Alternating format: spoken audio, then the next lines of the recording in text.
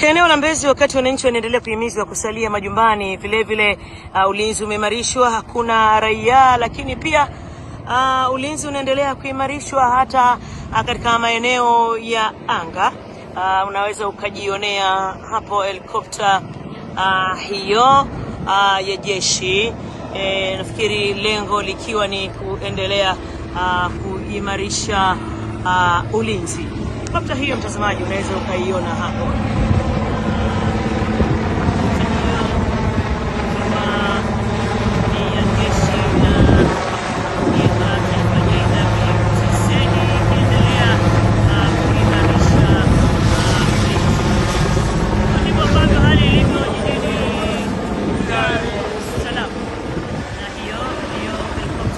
Mtazamaji, kizunguka katika maeneo haya ya Mbezi, lakini kwenye barabara hakuna raia kabisa, lakini hata shughuli pia zinaonekana zikiwa zimefungwa.